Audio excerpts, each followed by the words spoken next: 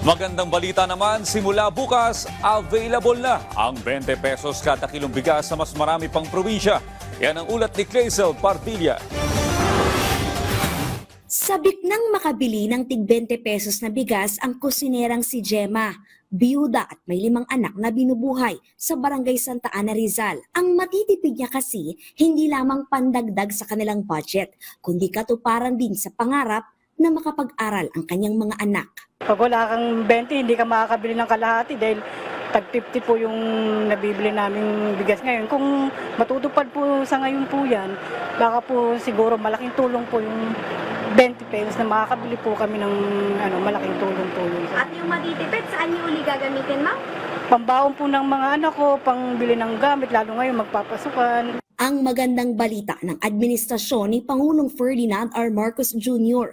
Simula bukas, makabibili na ng 20 bigas meron na sa mas maraming probinsya sa labas ng Metro Manila. 32 kadiwa centers kasi ang nakatakdang magbenta ng 20 pesos na bigas sa Bulacan, Cavite, Mindoro at Rizal bukas.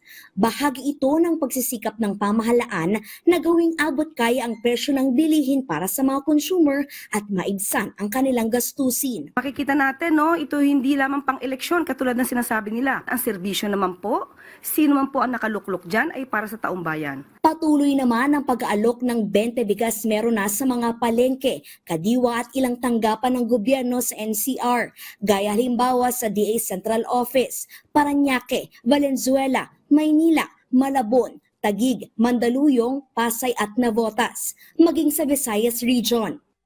Masaya ng lahat ng mga tao kasi nabawasan yung mga gastusin, diba? Buwaba na yung bigas. Ang 20 bigas meron na higit na mas mura kaysa sa well-milled rice na mabibili sa halagang 40 hanggang 50 pesos sa mga palengke. Dahil bumababa po at nabibigyan po natin ng pagkakataon ng ating mga kababayan na makabili ng 20 pesos na kada kilo na bigas, ang market po nito ay maaari ma-impluwensyahan.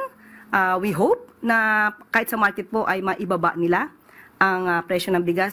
Clazel Partilla para sa Pambansang TV sa Bagong Pilipinas.